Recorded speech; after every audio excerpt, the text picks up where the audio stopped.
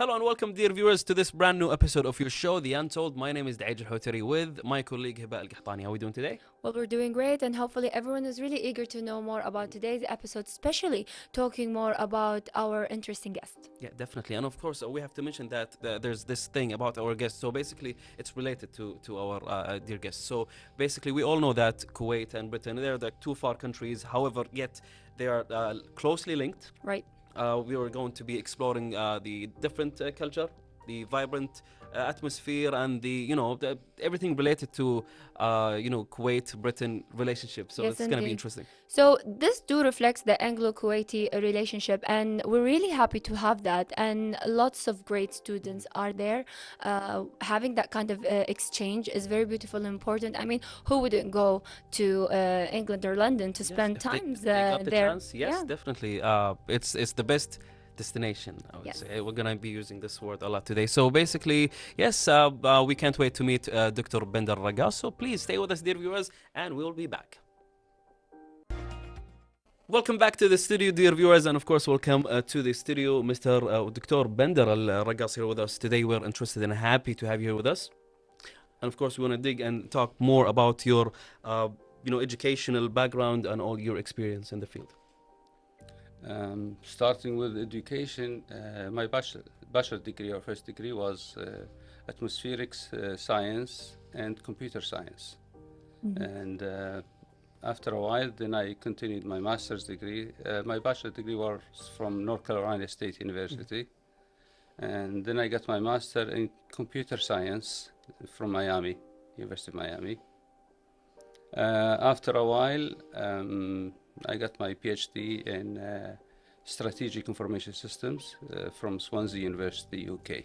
That's nice. That's Yes. pretty long road, but hopefully Yes. it was fun. Yes, especially dealing with C++ and Java is something very difficult, talking about the field itself. So we would like to know more about your career progression. Maybe you'd like to tell us more about it. Starting from graduation, since I graduated, I first joined Kuwait Airport as a meteorologist and weather forecaster. I used to come here, Kuwait TV, to Wow. present weather Nice. Yeah. a few years back, 45 years ago. Hey, mashallah, mashallah. Yes. After that, with the establishment of civil authority, public authority for civil information, I joined in civil information as a programmer, computer analyst, and then computer system development manager.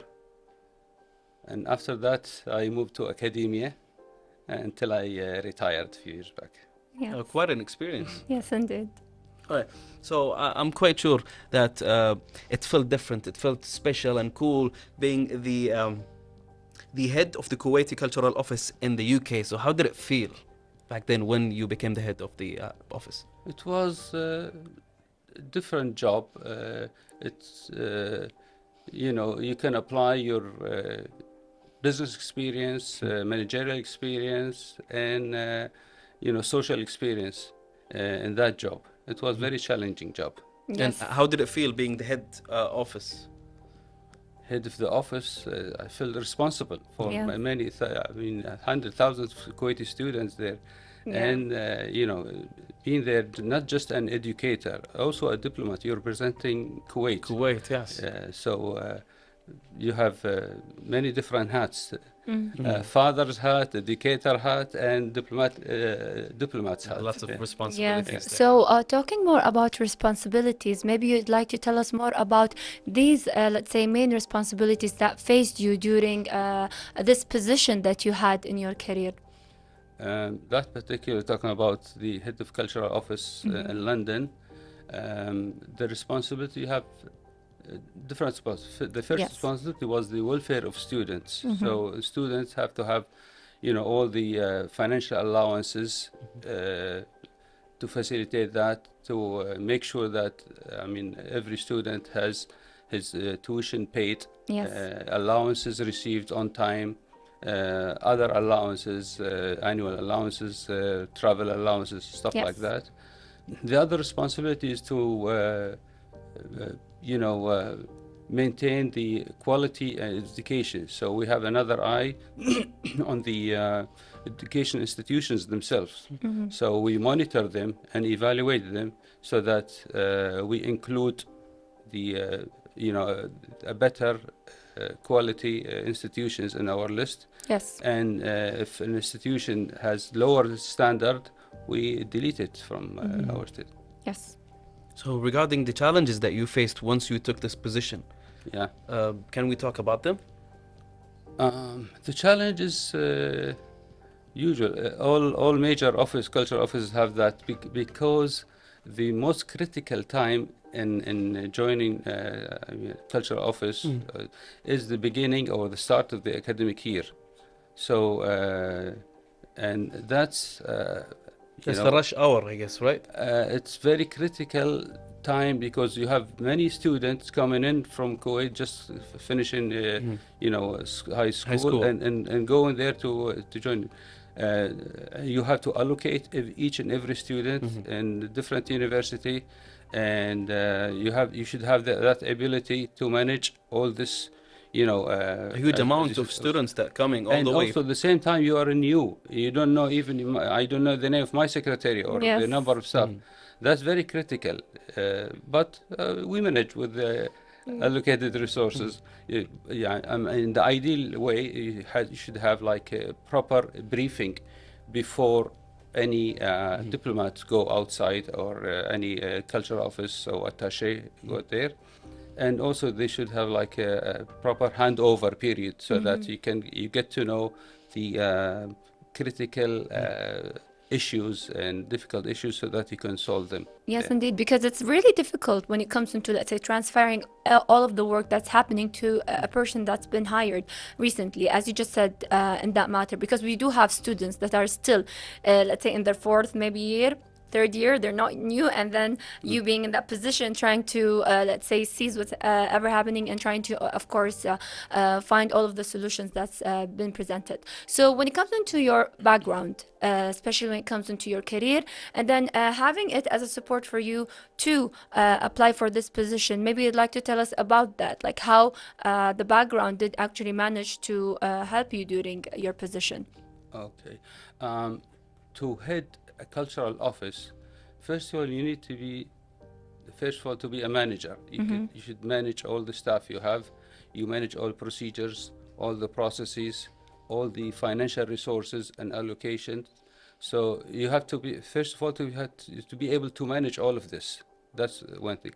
The other thing, you have to be a good communicator. You have to communicate with students, communicate with their parents, communicate with the universities, and also communicate with the public and media.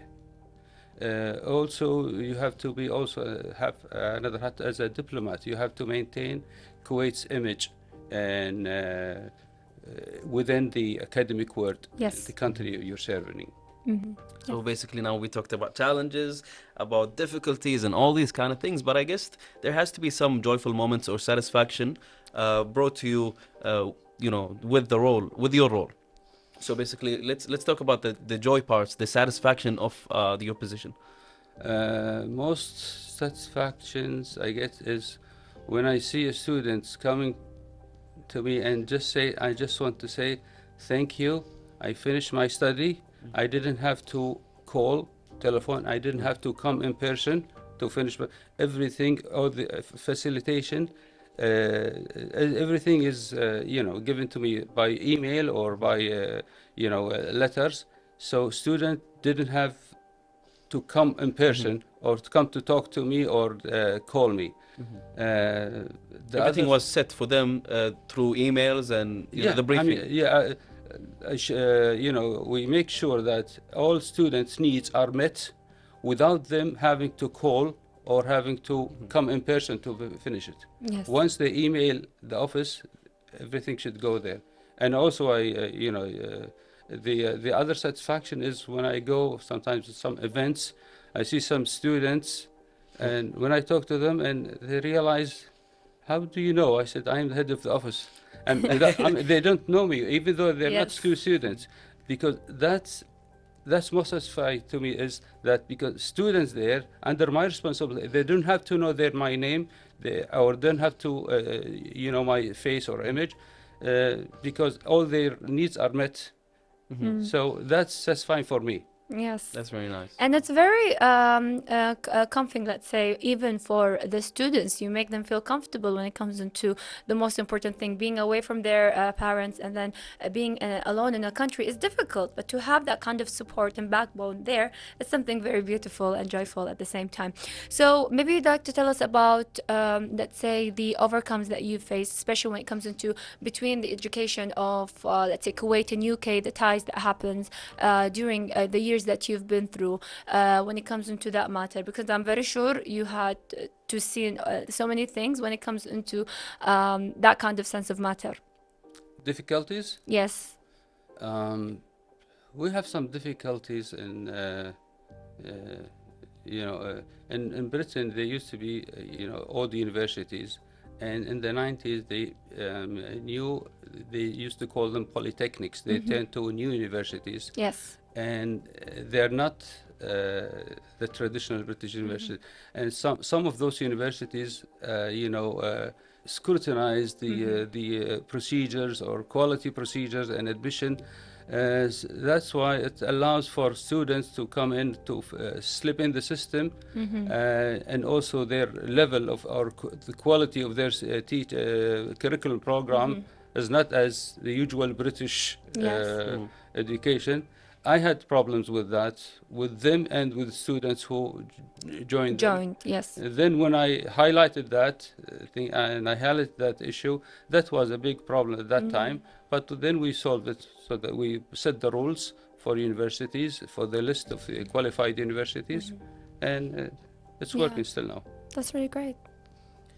All right. So when it comes in terms of Kuwaiti and British relationship in education and culture, I really would like to get to know more about the students in the UK and what kind of majors they decide to pick, or in what area exactly. So basically, what's the most popular field, I would say, to rephrase it, and the Kuwaiti students in the UK, and of course why you think, in your perspective, that they pick these specific areas in the UK to study this specific field. Starting with the specialties or major, there are about three major categories, let's say. The first thing is the medical field, medical studies like medicine, dentistry, pharmacy, and allied health. This kind of fields are very popular there, and because they are very, recognized and well-established institutions there. The second one is engineering, because England or British universities are very well-known for their science and engineering. Engineering department. Okay. The third thing is education and the languages. Because English language is literature studied in England or in British. So medical, engineers, and literature or language. Yes. Yes, and I'm very sure that this is something still ongoing when it comes into that, because these are the dominant, let's say, specialties and areas where people, and especially students, and talking more about parents, do want their children to actually go and get educated in that matter of sense. So you've been there working in your position for years in the UK. Coming back to Kuwait, I mean, it has to be a very, let's say, beautiful challenge. Maybe you take more of a sense of the British citizens there drinking tea is more of an often than, let's say, having Arabic coffee in the let's say the date time. So tell us about your own experience, and shifting from Kuwait to UK must be also kind of, let's say, sense of a challenge in that matter. I brought my culture there. When I was there, I was the only office in Kuwait embassy that has Arabic coffee every day. So anybody. This is the signature that you have to have. You have to get some Arabic coffee. Also, one day the ambassador Khalid Wesan told me that there is a company that teaches diplomats, you know, the teachers, diplomats, the courtesy and etiquette. And he said, I told them, go to Dr. Bender. And when they came to me, I presented them with coffee, Arabic coffee, and started the talking about etiquette.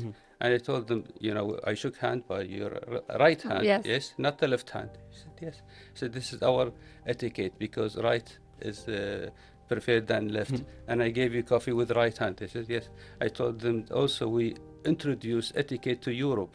When we were in Spain, we introduced the, you know, the courses and meals, appetizer, main meal, dessert. Yes. And also we introduced the etiquette of the dress code for servants, uniform, and also dress code for the princes. And this, they said, Doctor, we've been 15 years teaching diplomats. This is the first time we come and diplomat teaches us about the protocol. So this is really amazing, to be honest, to be said, and such of a great joyful memory when it comes into that matter. Definitely. All right, so for now, let's take this really quick break before we continue this beautiful interview. And we're back, dear viewers, to continue our episode with Dr. Bender, talking more about the support that the Kuwait Cultural Office do actually give and present for the students who are in the UK. Maybe you'd like to tell us more about that and elaborate on it. About? The support that the Kuwait Cultural Office presents. Okay. The support we give students, first of all, we financially support them, so that we give them the allowances for their expenses, living expenses, tuition fees for the universities. Also some kind of, you know, support them, you know, for example, we have a talented students who are very good in photography. I supported him in, you know, I allocated place for when we had the event to present his photographs, because, and now he's a professor now teaching. Wow, amazing. Yes. Also one of the students, female student, her son was, you know, very good in drawing. They call him Little Picasso. And he had, you know, showcasing, he has an event showcasing his drawings. So I traveled to the village where he had the exhibition there, just to support him. Yes. Support a son of a student, a postgraduate student. Yes. I do remember the little village name is very Llangollen in Wales. Yeah. Yes. It's difficult to pronounce. Yeah. But he managed to do it. Yep. All right, so how do you see the future of Kuwaiti British education and also culture and the relationship evolving in the upcoming years ahead? The British Kuwait relations been I'm talking about the educational side in particular. It started maybe in the 50s. 1958 the Kuwait established the cultural office as part of the Kuwait embassy there with few students. Now we have 10,000 students in Kuwait. In the UK, 10,000, that's all? 10,000 Kuwait in total. So that's very huge number.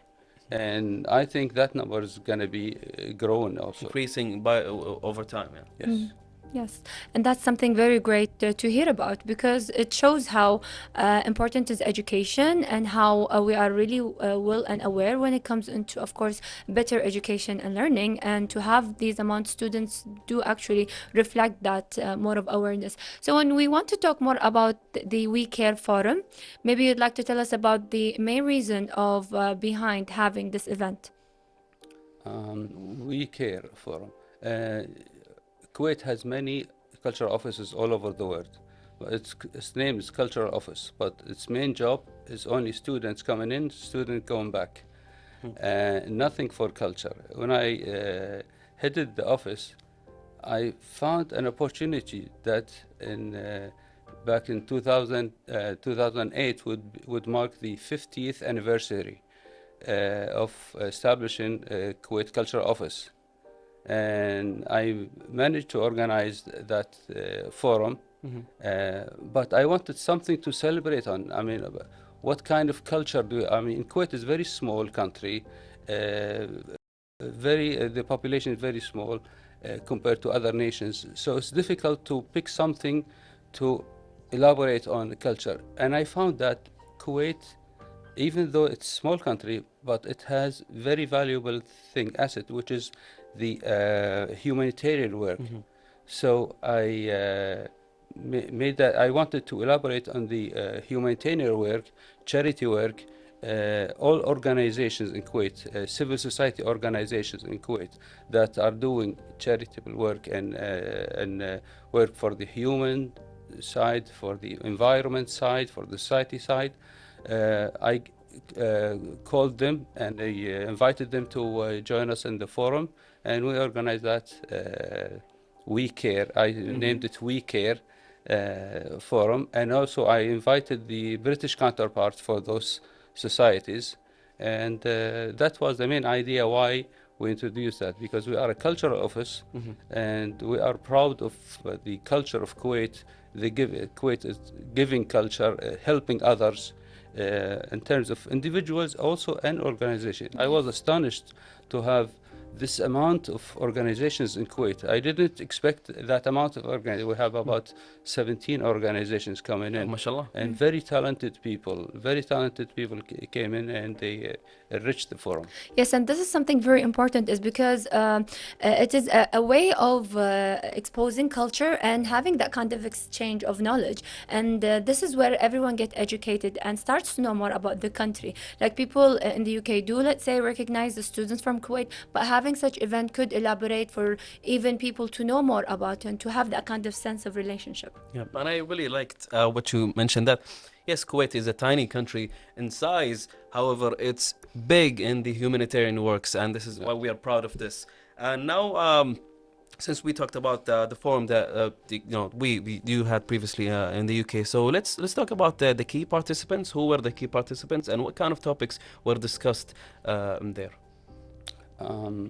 I called all the civil society organizations that are working in the humanitarian side.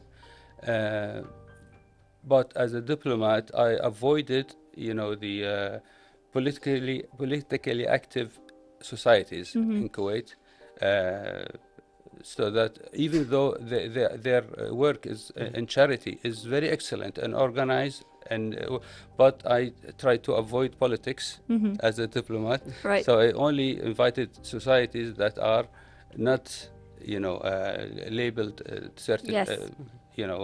party. The main side is the environment side, human side, charity side. We also even Kuwait TV band. For television, we call have it. a band. Yeah, we invited them. They made the event there. Wow, That's amazing. That's Yeah. really nice. It was excellent. Yes, and I'm very sure there are a lot of people who are behind this great work and great forum. We say that they are the ones that are behind the scene, let's say, to have this forum being successful and set. Maybe you'd like to tell us more about them. Organizing such an event in London. London is very expensive Right. town, and very central London, and a central hotel there in London. It was a huge work, a huge task. So many people helped me in this. Our staff, cultural office staff, also some PhD students there. I know so many PhD students who are Yes. hardworking, and I called them in and assigned a task for them. Also, all the thanks for Her Excellency Nouri Sabih, the Minister of Education at that time. She helped a lot to move things around. One of the Yes. supporters. To To help me. ease things around. Not financially. Financially, we did it on our own, just self fundraising. Yes. But political support to get things through.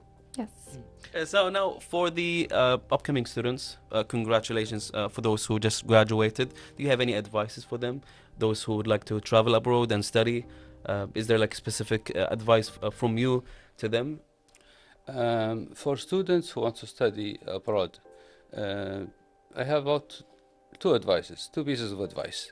The first one is to, in addition to your field of study and the language study and field study, they should develop their hobbies. I mean, if you have a hobby, even if to study different third language or fourth language, because they're advanced economies, you can develop your hobbies. If you have a hobby in any type of hobby or sport or skill, you can develop it, because universities there, they have the facilities to develop hobbies. Some of them, like I know somebody who loves swimming. He he got a certification as a lifeguard. Nice. Yeah, and somebody who's in self-defense So they have to fill the gap. They have to fill the free space that they have, other than studying and that. So they have a lot of time to fill their. The other thing is always for students going there, always to remember to be an ambassador. For example, now the new ambassador in the UK is Badr Mnaykh. He is a very excellent choice to the post. Just appointed now, and instead of only one ambassador, we need about those 10,000 students to have 10,000 Kuwaiti ambassadors. My other advice for students to be an ambassador to your country, ambassador to your family, so that anybody who sees you, that you represent your family, the family who raised you, and represent your religion. So that's my advice to them. Develop your hobbies. Also, always remember to be an ambassador, because if you do any bad things, or they will say, oh, that's a Kuwaiti guy, or that's a Muslim guy, or that's his family's reputation. What they, let's say, raise them up our for. generation, that's select all. Yes, select all. Yes. Yeah. So this is something very important to keep in mind, is also one of the things, never lose hope. If you want to continue your education in the UK, whether it's after high school or even when it comes into higher education, UK is one of the great destinations that you could actually go, learn, get that kind of great experience, gain beautiful knowledge from the country, and also from even students and professors. Like my professors, they studied there. They've always advised us to go, and especially for the UK, for the higher education, because it is one of the great destinations for you to, let's say, get educated and learn more. You repeated the word destination 3 times in last. Because I do feel like I want to go to a destination. That's what I'm stressing, because when you say destination, because if you want to study in an English-speaking place, destination, okay, you have either UK, North America, or Australia. North America and Australia are very far away, and this is very closer to them. So this is very close destination. Yes. Okay. Right, that's why I make it preferred for many Kuwaiti students to go there, and also because many Kuwaiti tourists go there, so it's a familiar place. Right. Yeah, that's correct. Yeah. A lot of people are like familiar with the places and the culture there, so it's easier. And also for the families who would like to visit Shorter their destination. students. Shorter destination. I think 5 to 6 hours. Shorter destination for the families to visit their students and their kids who are students over there, and also for the students when they come back to Kuwait in their breaks. So basically, yes, it's a better option, I would say. Yes. All right. Better destination. All right, I guess we have reached the end of this interview, so we have to take this quick break before we wrap the episode. Thank you so much, Dr. Bender, for being part of this. Pleasure of mine. Thank you. With that said, dear viewers, we have reached the end of this episode. We hope that you enjoyed it. Yes, indeed. And hopefully everyone did enjoy our time with Dr. Bender Alraqqas, especially talking about his position of being a head of the Kuwait office in the UK, cultural office in the UK. And talking about that kind of sense of responsibility is something very beautiful and very encouraging at the same time, and confident that he did actually present for the students back in the days. Exploring culture and presenting it at the same time is something very remarkable. Definitely. All right, so yep, that was the end. We hope you enjoyed it. Stay safe, dear viewers, and we hope to see you again in another episode of The Untold. Goodbye.